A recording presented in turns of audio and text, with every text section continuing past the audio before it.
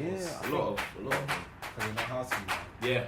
But you have to remember the internet. So Yeah. people you can just read up online on how to do things correct. Like. And that's the thing though, like I feel like beforehand, back in probably 2000s, in the 2000s, like, I say like before 2010, from 2000 to 2010, a lot of people were like, I want to be signed by this label, I want to be signed by this label, this label wants me, and I feel like a lot of rappers now, like I remember I was listening to this one rapper called Logic, and he wanted to get signed by like a record label, but he's part of an independent record label already, innit? So he's just got something to fall back on anyway. And then when he got signed to Def Jam, I was even happy for him myself when I found out. I was like, yeah, like my guy got signed to Def Jam. But then afterwards, he was just like, nah, like Def Jam isn't what it's out to be, in it. Like these lot are teeth in my money basically, and they're not giving me what I need in order to create my stuff. So he made his own album out of his own money. Because you know how like when you sign to a label, your masters is sold to them, like how we're discussing today. Like production wise, it's not yours, even though you created the music. You know, lyrically, it's not yours, even though you created it. Marketing-wise, it's not yours. So a lot of the money is not yours, and even they TLC basically touched upon in the pay 90s. you to produce a product. Yeah, and then they sell the product, and they endorse you. And it's their rights. Yeah, you know what I mean. Like you're selling your rights to them. Yeah, that's what it is. So I think now SoundCloud as well is also a platform that's helped a lot of independent people come out, like Lil Uzi Vert as well. He's like the most followed person on SoundCloud now. Swear? Yeah, like he's got a plaque for it. What? You know what I mean? Yeah. Man, like Lil Uzi. Like his sounds get millions now. Millions. And I didn't expect it myself as well. I was like, bro, like I was hearing like one of his mixtapes, like, yeah, like 1 point something million people liked it. I was like, shit. And that's on every song he's doing. His albums are usually really good though. I'm not gonna lie to you, they are. Like the one before this one now, I was fucking, it was so heavy. Yeah. So, like, I find it funny when he classified himself as a rock star though on Hot 97. Why not though? Yeah. You know like when Ebro tried to tell him to spit bars and he was like, I don't do that shit. Jeez. No, it was like why? And I was like, because I'm a rock star. I don't do this. Like, I'm a rock star, I don't do that shit. I think he was being a bit rebellious to Ebro as well, though. I think because his approach to a lot of artists is just like he's just badding them up. Fam. Yeah, but Ebro is part of like he's part of the old culture. Yeah, he's part of the guys like you come into radio, right? You're a new artist. You're spitting some bars. I want to hear what you've got. Yeah, but you can't get to a point where it's like, yeah, I'm the old dude now, so I'm gonna tell the young guys how to live. You can't do that, fam. Yeah. You can give them the foundation, but you can't. It's not how it works. But for me, I would say is that if you're a rapper, right, and you're coming onto something like Sway in the Morning or Hot 97, right, or The Breakfast Club, prepare bars. Prepare something, even if it's written. Like the other day, I saw on YouTube, like I was like, cool, like because I used to always watch a lot of Sway and Hot 97, innit? Yeah, so I saw, and I was like, oh yeah, it was like top 10 worst. 5 Fingers of Death. Oh my days, I watched it. That guy in it. What's his name? I don't even know. I don't even know the names. He's but like trash. Some people wouldn't. Wait, has he got no, he's got dreads, innit? I think he does. And then he was like, I can only write 4 bars at a time. And he was like, he said like 4 bars, and he was like, oh, I hate freestyling. Yeah. On camera. I'm thinking, bro, come on, man. How are you gonna do that? Like millions of people are gonna watch this as well, innit? And DJ Drama was clowning him, innit? Yeah. He was like, rest in peace. I remember like there was one guy who's part of Meek Mill's record label that was there, innit? And then like the opinion is like, oh, Melly. Like, you got yeah, like it's like, Melly. You got a thing, and then like the beat's going is like, got him, shot him. Smack him in the screen roll when I got, and Sway's just deceiving. He's just there like, yeah. That face he does, like he's always there like, yeah. And then when you leave, he goes and he tells people, he's like, oh, these whack rappers coming out. He gets the mic here, it's like, give me the mic. It's like, all you whack ass rappers out there who are chatting shit. This is how you do shit right here. This is how you do it. This is the real rapper right here. And then Heavy's like, tell him, Swain. No, you can't come to the Valley of the Hyenas. Talk that shit, Swain. Too late. Yeah, talk that shit, Swain. No, they're banter, man. Yeah. Oh, man. Yeah. I'm not gonna lie, I don't even want to bring her out like this, but have you seen Little Sim's 5 Fingers of Death? I haven't, you know. Nah, it's trash. But I wanted to support it. Like, I tried my hardest. It's trash. Like, she brought out her phone. She started reading bars. Bring out her phone. Nah, that's the first mistake. That's dead. That's the first. Some people memorize it. Like, I just not even freestyle. that, you freestyle. Just You just freestyle the whole 5. Even actors, like you know the guy from Shia LaBeouf. Yeah. And Everybody Hates Chris, the guy who plays Everybody Hates Chris. Yeah, but then that wasn't written though. Clearly. Yeah, but still, he came on and he still spat bars. Everybody Hates Chris. He actually went on the spat bars. They were good, but you know when they end because he's out of the writtens, and you just have to end the beat. It's like, whoa, yeah. It was dead, like. Yeah. But flipping, what's his name? Shia LaBeouf went on. He was freestyling for a time. He's sick. Like he was going, and I could. You know, you could hear someone's writing and you could hear them struggling to find the next word because they're just freestyling. Yeah. You have to love it. Then that makes it more of an experience. Like exactly. Freestyling is meant to be an experience. Yeah. Like when you catch a vibe of someone, it's meant to be fun. It's meant to be like energy. It's meant to be like, this is something new. And like if you fuck up, then it's like, nah, like just continue. It's whatever. Like, it's meant to be fun, fam. When you put someone under like pressure, that's when it no longer becomes fun. And if something ain't fun anymore, then why are you doing it, fam? Yeah. Everyone got into bars because it either like the inspiration came to you, someone influenced you, or like you were just having fun with your dudes and then a beat came on and everyone just started spitting. So that was like even one interview I saw with Migos where the guys were like, they gave him like a nursery book and I was like, like just freestyle the story with the nursery book. And like even though it's not the best, but you can kind of like you remember like to catch a vibe of it. Do you know what? Yeah, I was doing this with one of my flatmates, innit? And I was trying to teach someone how to freestyle, innit? Literally, go through the alphabet with them. It's so easy. You see A, B, C, D, E, F, G, H, I, J, K, L, M, N, O, P, Q, R, S, T, U, V, W, X, Y, and Z. Fam, slap me some ad-libs. Boom. It's a track. It's a track. It's hard. Yeah. Stuff a bit of auto-tune there. Hey.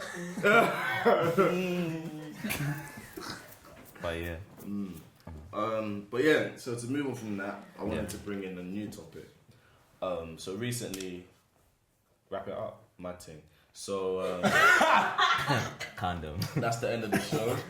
Hope you liked it. No, I'm joking. But long story short, what do you feel about basically, long story short, Samuel L. Jackson said in an interview that he doesn't see why the people from Get Out. What the actors in that? Huh? What that John Boyega replied in it? Yeah, I saw that. In it. So recently there was Samuel L. Jackson did an interview with Hot 97. Okay. And you know the film Get Out. Yeah. And you know how the protagonist, he is obviously like a British actor. So Samuel L. Jackson was just like how they shouldn't have casted a black British person. They should have casted someone who was African American. So, because you're like, you could easily get another African American from, there's plenty of African American actors out there that you could use, but instead you use the black British actor. So, with regards to that, like, what do you think? Yeah, he's moving a bit gassed up. Need to understand there's other people out here. I can understand from that aspect that you're saying that a black American person cannot relate to being like segregated from a community. However, the same thing has happened in Britain. It just hasn't been it's just not in popular. It's not as documented as it is. Yeah. We're just not the TV channel of the world like America is. So it's just like, I mean, he might just be backing the home team, innit? Or maybe he's just backing his home team, but it's just a bit gassed. But sort of like the way he said it was just like, you can get a black British, like you can easily get an. He was saying how an African American could depict the film easier than a black British person could. Then I feel like he's just ignorant to, like, I'm not gonna say the struggle, but the life or the stereotypical stuff that a black British person has to go through. Like what I was saying to you guys in the car when the person came up to me asking if I had drugs. Like, obviously, like the whole scenario was I was in the bathroom. Someone in the bathroom was crushing up some marijuana, and some guy came in and he thought that me and the guy were together simply on the fact that we were both black, even though we didn't even know each other. That's racism right there. Like, some people might think you're boning out of a small situation. Nah, that's racism right there, fam. So for him to be speaking, obviously it's his opinion, innit? Everyone's entitled to opinion, innit? But nah, bro, I think that British people have a struggle they need to speak about. I think it's just, do you have what's your take on it? So, obviously, because I heard about that situation as well. And I don't know if you guys saw John Boyega's reply. I actually did. Is that his name? Yeah, John Boyega, the guy from Star Wars. And he was in like... The black British actor as well. Attack the Block as well. Was he in Scrubs? No. Nah, not Scrubs. Skins. Wait, am I thinking about the guy from Get Out? You're thinking about the guy from Get Out who was in Black Mirror and Scrubs. Okay. We're talking about John Boyega who's in Attack the Block, Star Wars. Did you ever see like My Murder? Yeah. No. Well, Okay. No. Last murder I saw was when a guy got stabbed. What?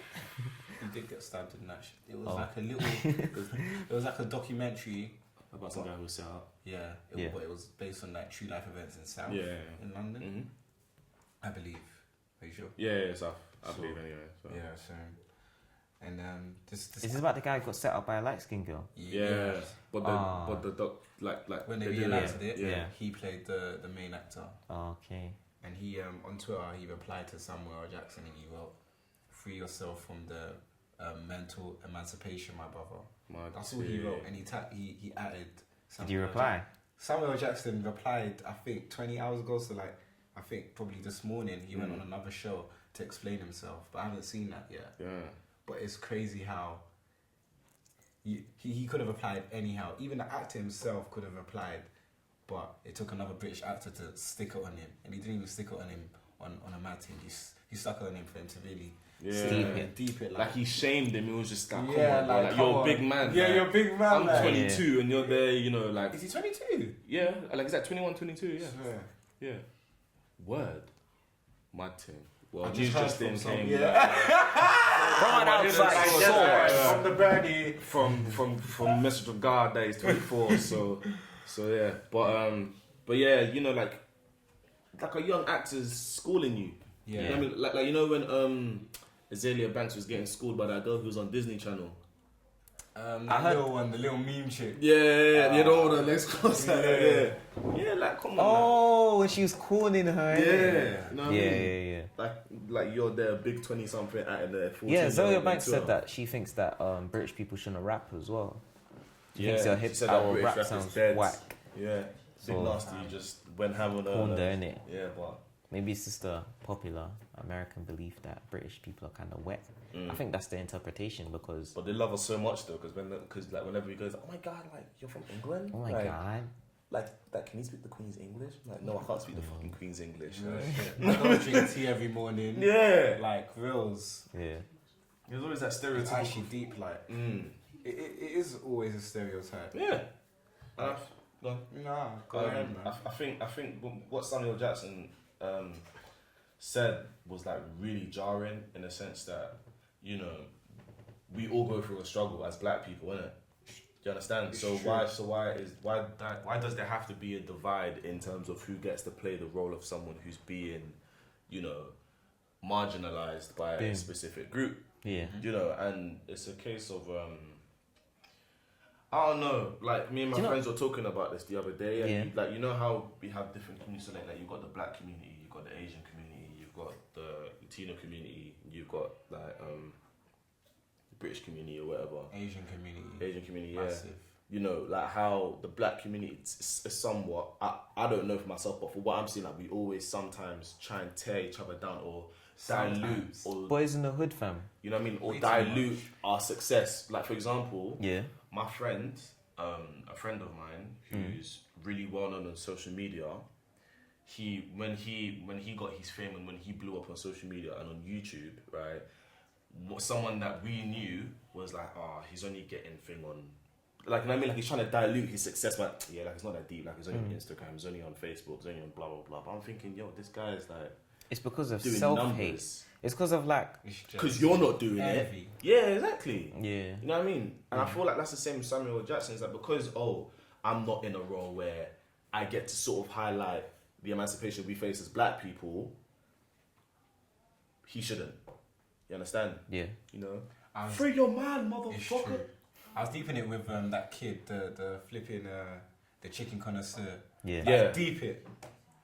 Every man that went to school in London went to the chicken shop at least 3 times a week back in school. But he sucked it up. He went there, he told his boy, record me, I'm going to go to chicken shops, I'm going to rate them. He said, I don't care how wet I look eating this chicken trying to monopolise my interests. See, but the thing is, that's something that no one else has come up with. Yeah. You know what I mean? Like Who thinks of that? To go to a chicken shop and review it. But so many people, yeah, and even said to me, like, it was just said everywhere. They were just like, fam, anyone could have done that. I could have done that. But Yeah, you could have done that. But yeah, exactly, did you do it? He did it. He blew from it. Yeah. Be proud for the guy. Come on, young man. black guy, actually just doing something. Yeah. The only thing I don't like that I do not like about it is the stereotype that black people love chicken.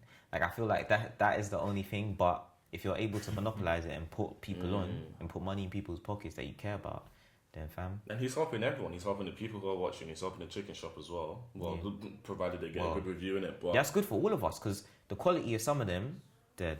Like, I know these people are just paying off people like to pass health inspections and stuff like that. So if they actually bring in light to what loads of school kids are eating every day, like Monday to Friday, what some people are like literally they can't cook at home, so they're like, this is a quick meal. I know there's bare people, like, not to be offensive, but like some people that are struggling with jobs that are from like foreign countries, and maybe they're working all the time. You ain't got time for nothing. Chicken shop is just there, fam. It's quick, it's convenient, it's cheap. So he's doing a justice actually, fam. Yeah.